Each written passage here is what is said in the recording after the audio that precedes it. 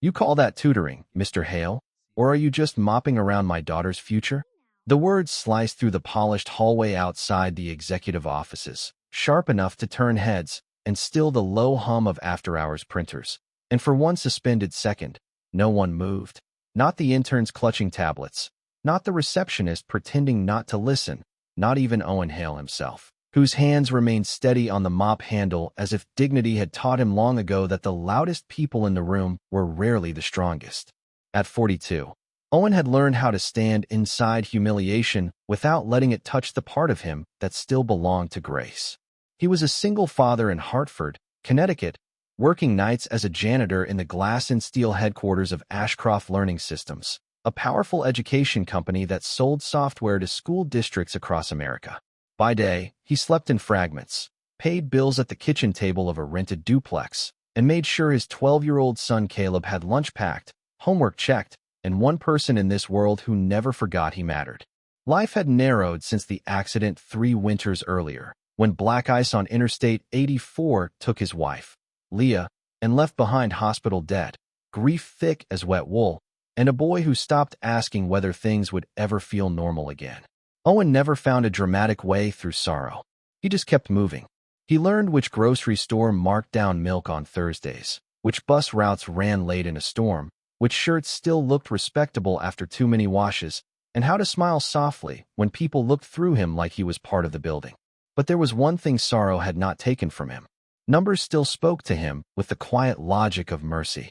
Before layoffs, before funerals, before survival became a full-time occupation, Owen had been a middle school math teacher, the kind students remembered because he made hard things feel possible.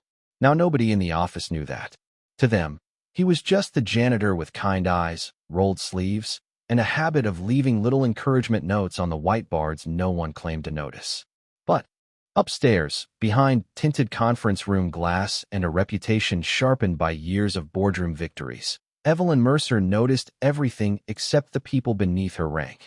She was 38, CEO, brilliant, controlled, and admired in the way expensive buildings are admired, from a distance and usually in silence.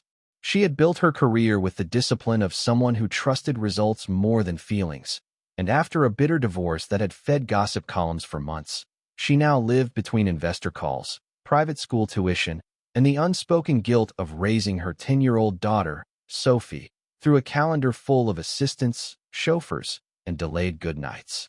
Sophie had everything money could buy except peace with fractions. For weeks the girl had been slipping in math, quietly, stubbornly, until one rainy evening Owen found her alone in the lobby waiting for her mother to finish a crisis meeting, her workbook open, her eyes wet with the particular shame children carry when they think confusion means failure. He had knelt beside her, not as a janitor, not as a stranger, but as the man he had once been, and asked one gentle question. What part feels impossible? That was how it began. 10 minutes became 20. A lesson became a ritual. Sophie started smiling at numbers, then understanding them, then waiting for the man with the mop and the patient voice who made multiplication feel less like a test and more like a doorway. Owen never asked for recognition. He only asked her to try again when she wanted to quit. And now, under the cold white lights of the 32nd floor, with Evelyn Mercer staring at him as if he had crossed a line she did not know he was noble enough to protect, the truth stood quietly between them. She thought he was just the janitor. She had no idea the man polishing her company's floors was the one rebuilding her daughter's confidence, one equation at a time. Evelyn Mercer folded her arms slowly, the sharp heel of one shoe tapping once against the marble floor, a small sound that somehow carried more pressure than shouting. Around them, the office had gone unnaturally still. The cleaning cart stood beside Owen like a witness. Sophie sat on the leather bench near the reception desk, her workbook open on her lap, her pencil frozen midair as she looked from her mother to the janitor who had never once made her feel small. Evelyn's expression did not soften. My daughter tells me you've been meeting with her after hours for weeks. Owen lowered the mop handle and rested both hands over it. Calm, unreadable, the posture of a man who had spent years learning that panic only gives power to the wrong person. She needed help, he said, with fractions, then with long division, lately with word problems. Evelyn let out a quiet breath through her nose. Not quite disbelief, not quite anger, but something colder. And you thought it was appropriate to tutor the CEO's daughter without informing anyone? Sophie flinched at the tone. Owen noticed it before he answered. I thought it was appropriate not to leave a child alone with a problem she believed meant she wasn't smart. That landed harder than he intended, or maybe exactly as hard as truth always does when it enters a room that prefers hierarchy. For a moment, Evelyn said nothing. Her jaw tightened. In the glass reflection behind her, she looked less like a titan of industry and more like a tired mother caught off guard by evidence that love had been outsourced one late meeting at a time. Sophie slid off the bench and stepped closer, small loafers whispering against the floor. Mom, he didn't do anything wrong. Her voice trembled, but she kept going. He just explained it different. He makes it make sense. Evelyn turned to her daughter, and something flickered in her face, something almost wounded. Sophie, sweetheart, this isn't about whether he was kind. Then what is it about? The girl asked, with the innocent cruelty of children who ask the question adults spend years avoiding. No one answered right away. Outside, rain streaked the windows in silver lines, and the city lights below blurred into a watercolor haze. Owen glanced at the workbook in Sophie's hands. He could see the pencil margins filled with neat little notes he had taught her to write. Circle the question. Break the steps. Don't rush the fear.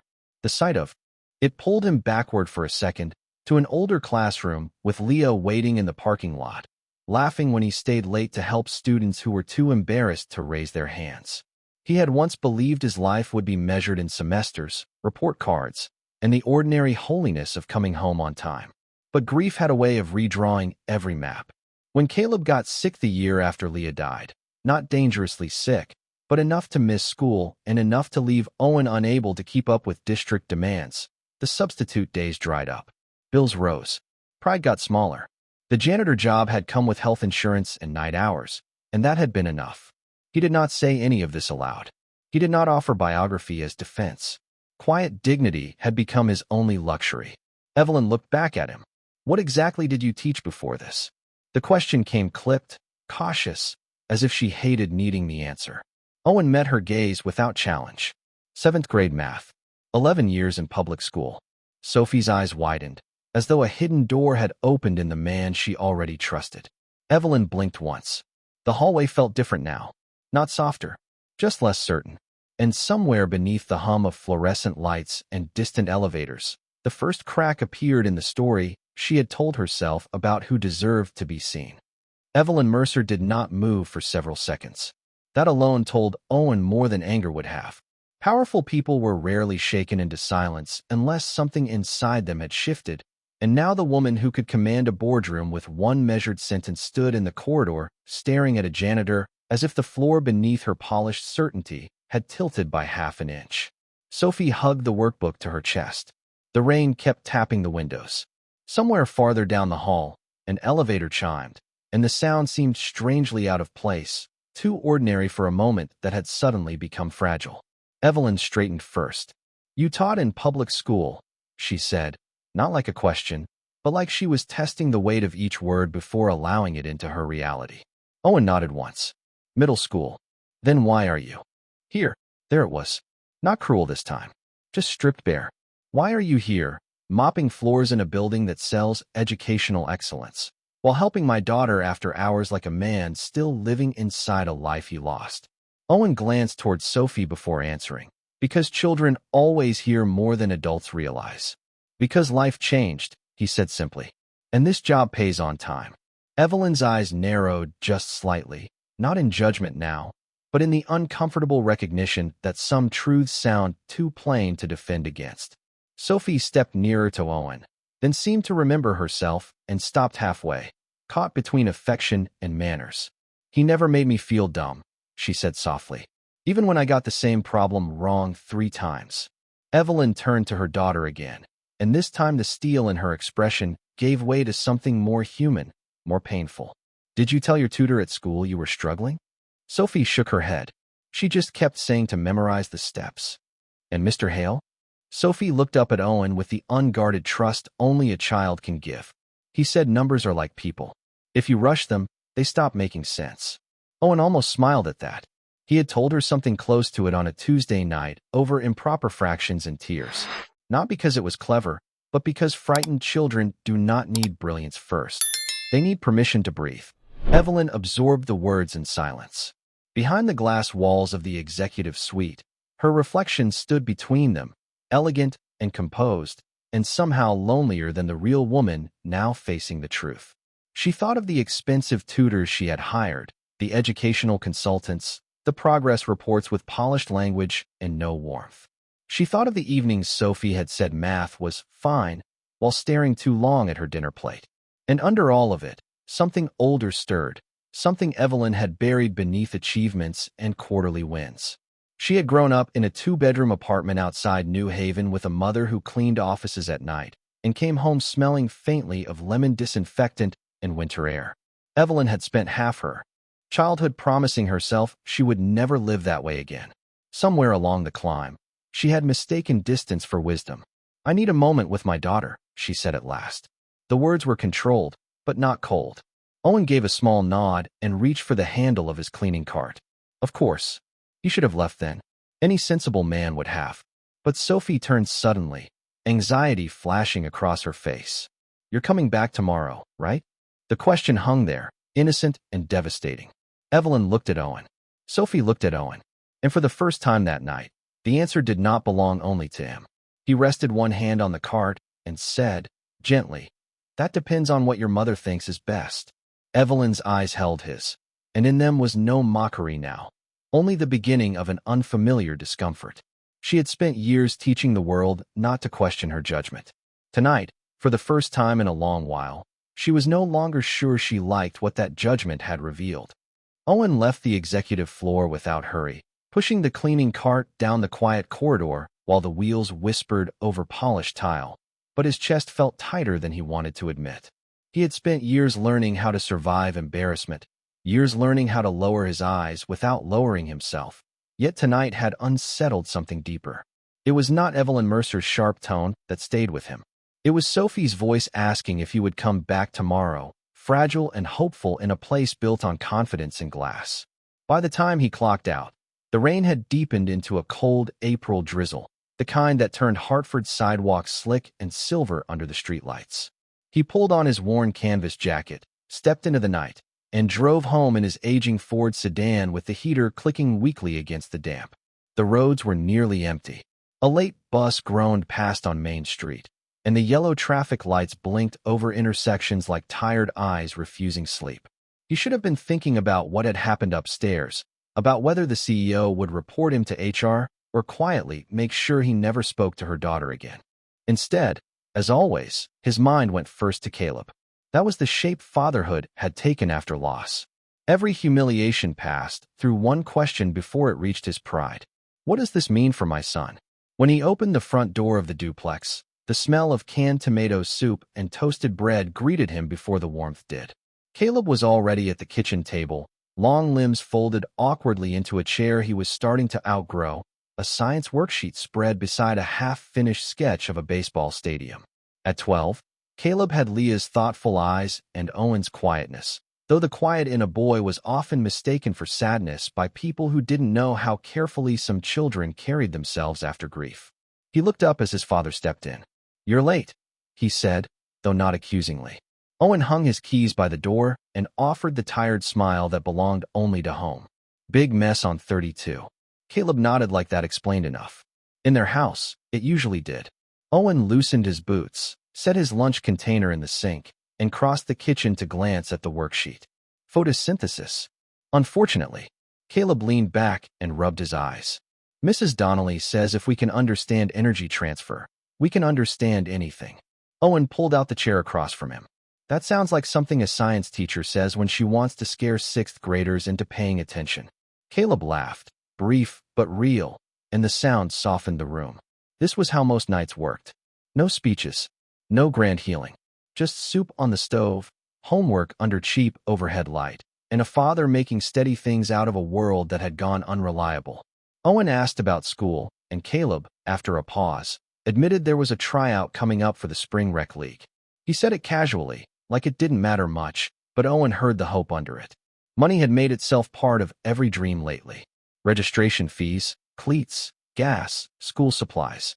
Even childhood came with invoices. When's the deadline? Owen asked. Caleb shrugged too quickly. Next Friday. It's fine if I skip it. Owen knew that shrug. It was the same one he used himself.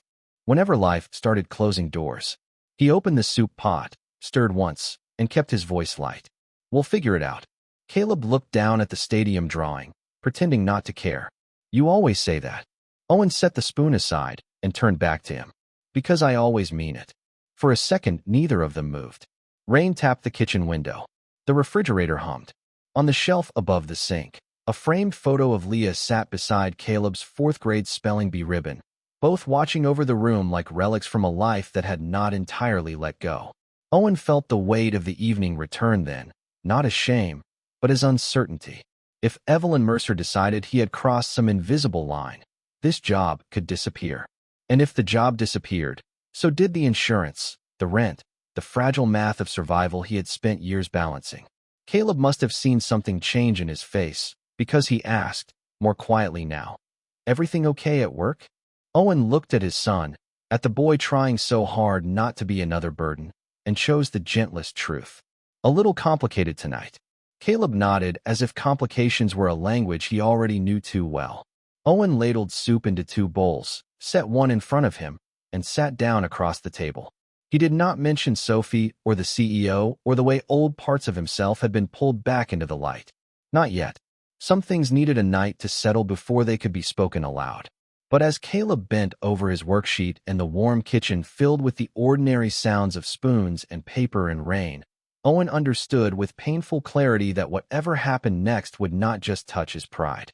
It would reach into this house, this table, this boy, and everything he had spent 3 years holding together with quiet hands. The next morning arrived gray and thin, with the kind of New England light that never quite committed to day. Owen was up before 6, standing at the stove in his socks while coffee hissed into the old machine and 2 slices of bread browned unevenly in the toaster. Caleb shuffled into the kitchen a few minutes later, backpack half-zipped, hair still bent from sleep, and dropped into his chair with the quiet heaviness of a boy growing faster than the money around him could keep pace. Owen slid a plate across the table with toast, scrambled eggs, and a sliced apple he had cut thinner than usual to make it look like more. Big science day, he asked. Caleb gave a small shrug and reached for the fork. Quiz first period. Then Coach Leland's talking about tryouts after lunch. He said it carefully, like someone stepping around broken glass. Owen poured coffee into his chipped travel mug and leaned against the counter. You should listen. Caleb looked up. That doesn't mean I can do it. Listening's free, Owen said. That's a solid place to start. Caleb almost smiled. Almost. Outside, the school bus groaned to a stop at the corner, its brakes sighing into the cold air. Owen grabbed his keys, and together they stepped onto the front porch where the damp morning smelled like wet pavement and budding trees. Caleb paused before heading down the steps. Dad, Owen looked at him. If work gets weird, you can tell me. The words were simple, but they landed deep. Owen nodded once. I know. Caleb adjusted his backpack and walked toward the bus with that same careful stride he had worn since Leah died, like part of him was always bracing for bad news before it arrived. Owen watched until the doors folded shut behind him, then stood a moment longer on the porch, coffee warming his palm, the silence around him full of the kind of thoughts fathers keep tucked behind their ribs. By 9:30, he was back inside Ashcroft Learning Systems, this time in daylight, summoned not for his regular shift, but for what the email from Human Resources had called a brief review meeting. The phrase had all the warmth of a hospital hallway. He had borrowed his only navy button-down from the back of the closet and pressed it as best he could, though the collar still showed its age. The lobby gleamed with morning traffic, badges flashing, heels clicking, voices polished and efficient. Owen signed in at reception and took a seat beneath the company's giant motto mounted in brushed steel on the wall. Every child deserves a future that adds up. He stared at the words longer than he meant to. 10 minutes later, the receptionist rose and offered a careful smile. Mr. Hale, Ms. Mercer would like to see you upstairs. Not HR, Evelyn. The elevator ride to the 32nd floor felt longer than it had any right to. When the doors opened, Sophie was not there.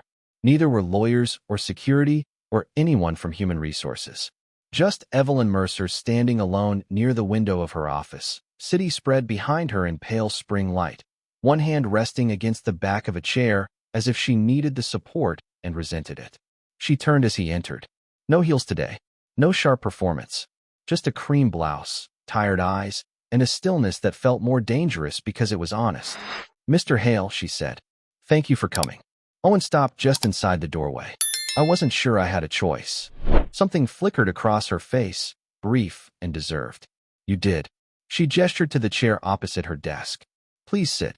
He remained standing for a beat, then sat carefully, as if not wanting to disturb the air more than it already had been. Evelyn lowered herself into her chair across from him and folded her hands. For a moment, neither spoke. The office was too quiet. Then she drew in one measured breath and said the one thing Owen had not expected to hear. "I owe you an apology." The apology did not sound rehearsed. That was the first thing Owen noticed. It came out quieter than her usual voice, stripped of executive polish, and for a moment it made the office feel less like a command center and more like a place where a tired woman had finally run out of distance to hide behind. Owen did not answer right away. He had spent enough years being overlooked to know that an apology, even a sincere one, did not instantly mend the bruise of being misjudged. Evelyn seemed to understand that. She looked down at her hands, then back at him. "What I said last night was unfair, and the way I said it was worse." Her gaze held steady now, though there was something raw beneath it. "You helped my daughter when I didn't realize how much she needed it. I should have thanked you before I questioned you."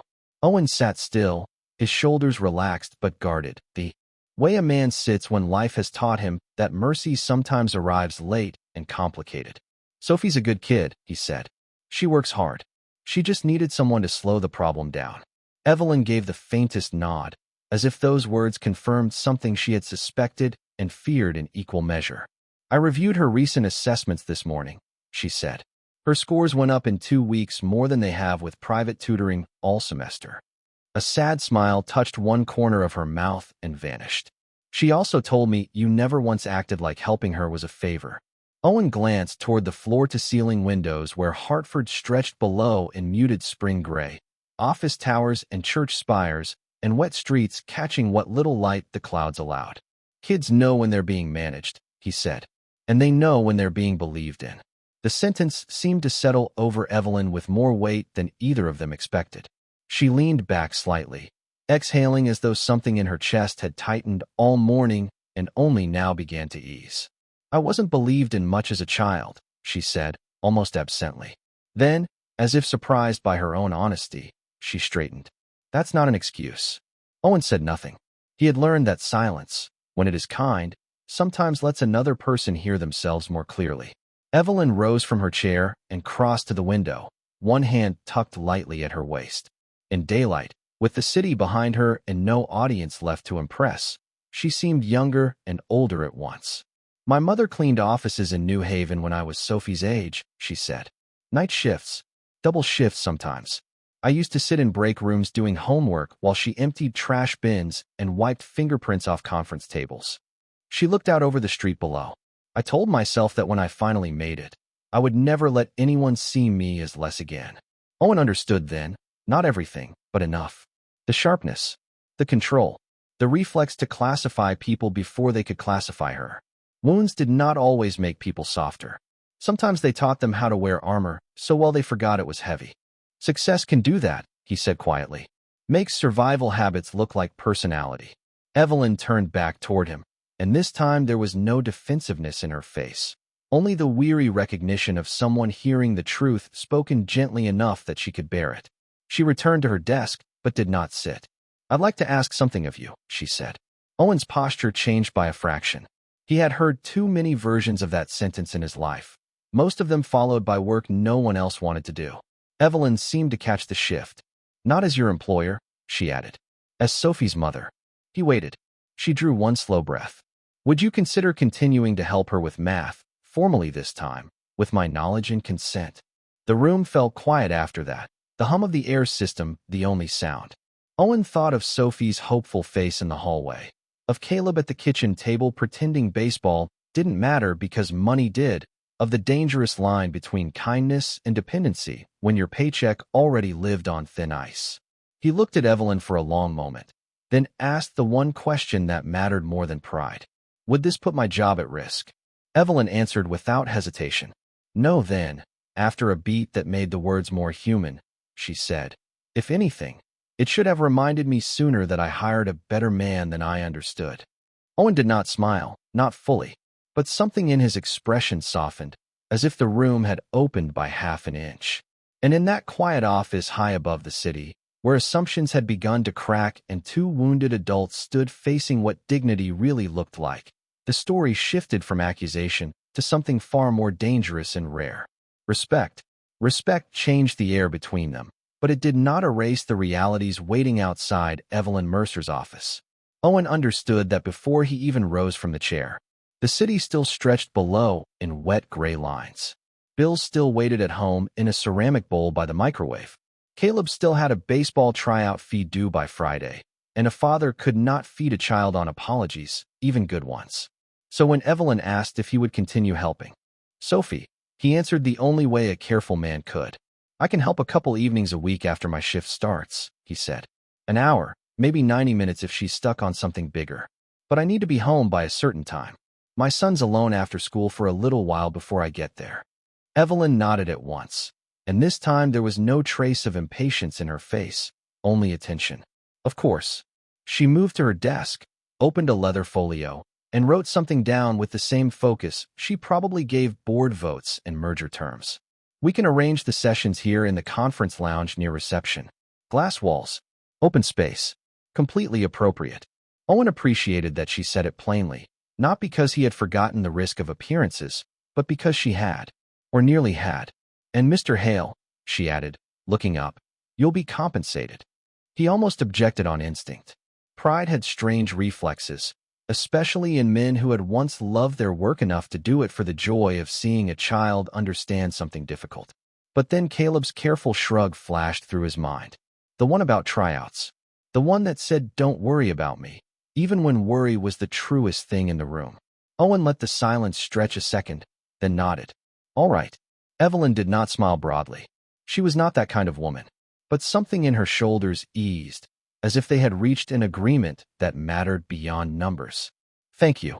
When Owen stepped back into the elevator, the old uncertainty was still there, but it no longer felt like a trap closing around him.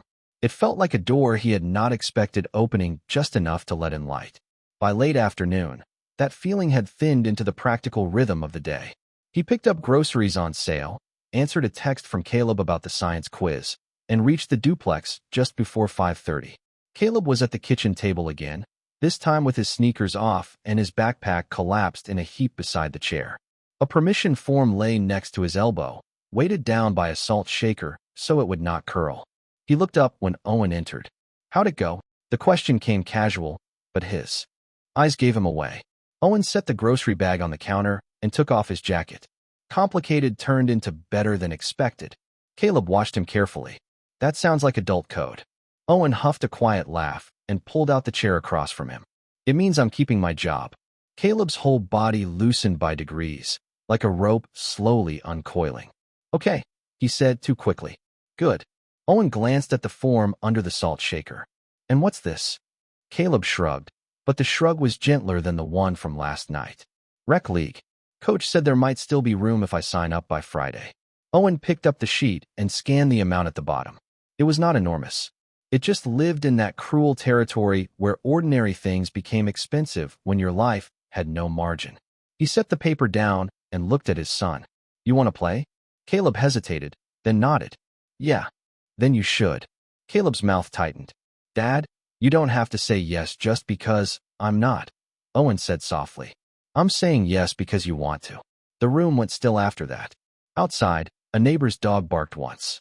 The radiator clanked as if clearing its throat.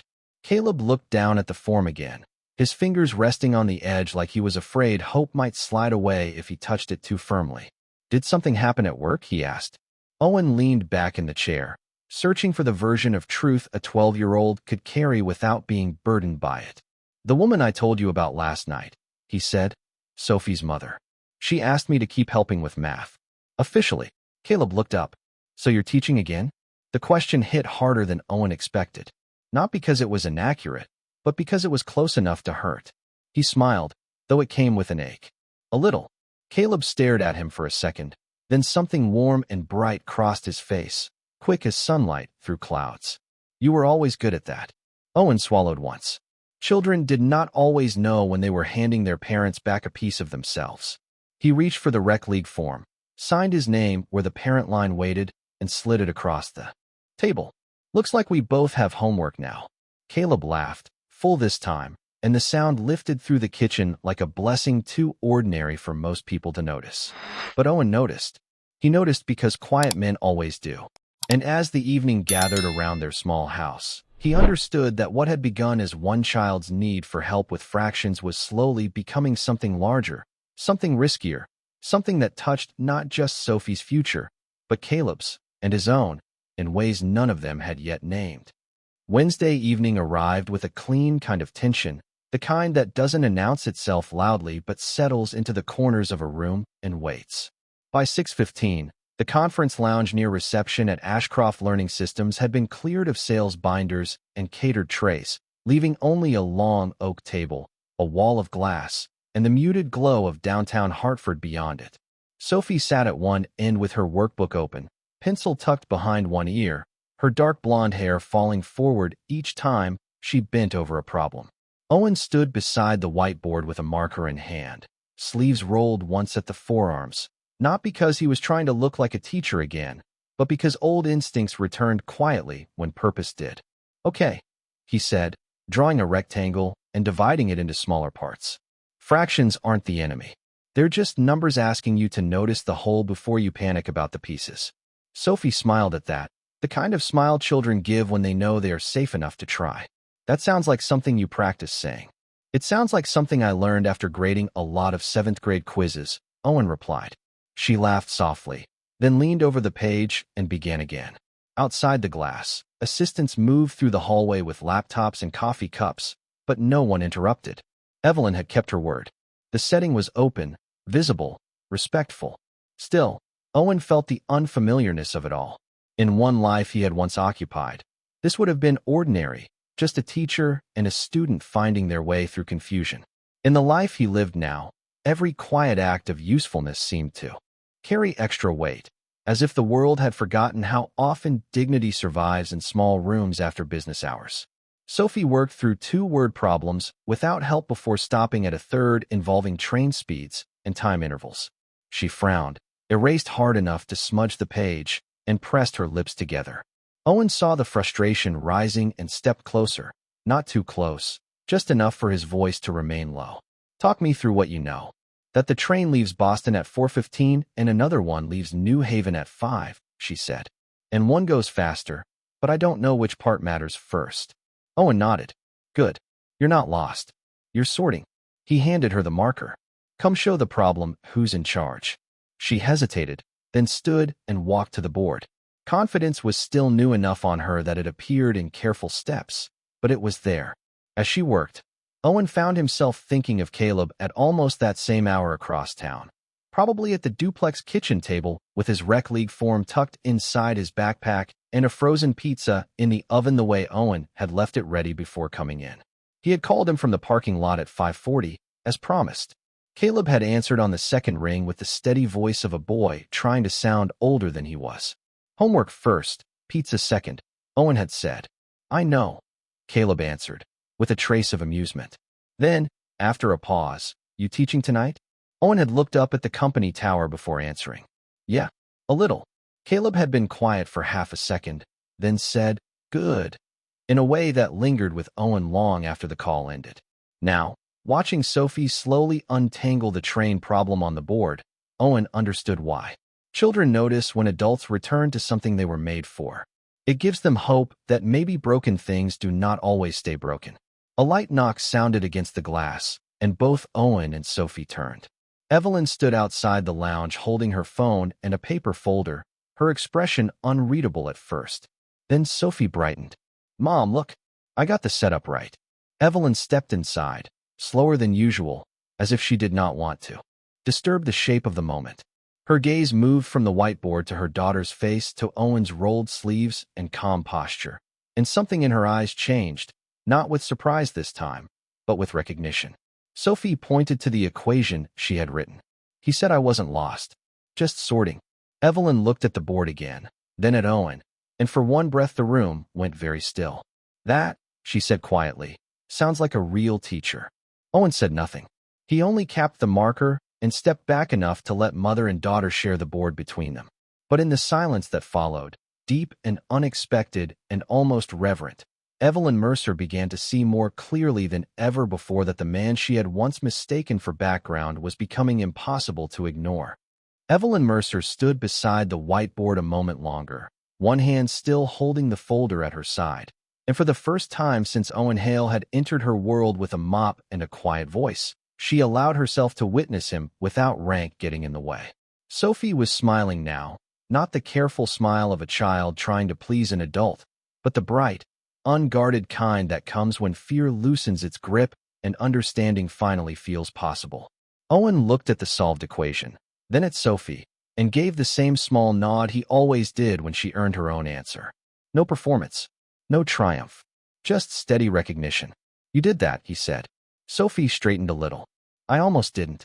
Almost doesn't count against you, Owen replied. It means you stayed. Evelyn felt that sentence land somewhere deep, somewhere old. She had built a life around pressure, precision, and outcomes. Yet this man, this widowed father who cleaned office floors at night and still came home to help his own son with homework, was teaching her daughter something larger than math. He was teaching her how not to abandon herself when something felt hard. The lesson stayed with Evelyn even after the session ended, even after Sophie packed her workbook and walked beside her toward the elevator, turning once to wave at Owen with the open affection children give only to people who have earned their trust. He waved back, then returned to his cart, because dignity had always looked like that on him. No matter what happened in the high-glass offices above the city, he still had another job to finish and another child waiting at home. By the time Owen drove back through the damp Hartford streets, the night had softened. Storefront lights glowed on rain-dark sidewalks, and the traffic had thinned to a patient hush. He stopped once at a red light and thought about Sophie's face at the board, about Evelyn's silence, about the strange way life sometimes returns a piece of your calling when you have almost stopped asking for it. But before any of those thoughts could settle too deeply, his mind did what it always did. It turned toward Caleb, toward the small duplex with the creaky porch steps, the kitchen table, the permission form now signed, the boy learning in his own quiet way that love is not proven by grand speeches, but by presence.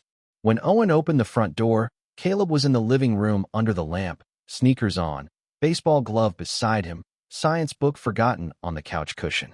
He looked up immediately.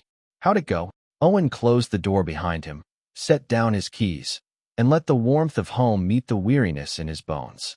Good, he said, and then because his son deserved the fuller truth, he added, better than good. Caleb's face eased into a smile, small at first, then real. Owen crossed the room and rested a hand briefly on the back of his son's neck, a gesture so natural it felt like prayer.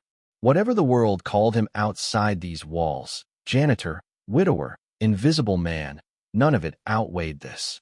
He would always come back here, to his son, to the promise that no matter how hard the day had been, Caleb would not face the night alone.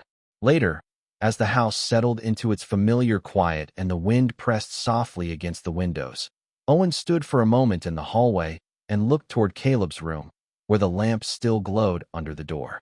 He thought of Leah, of loss, of all the humiliations he had swallowed to keep this little life intact, and he understood something with a clarity that felt almost like grace. Sometimes the world sees only the uniform you wear, the badge, the title, the floor you clean. But the people who matter most, the children watching how you carry pain, kindness, and responsibility, they see the truth much earlier. They know who keeps showing up. They know who stays.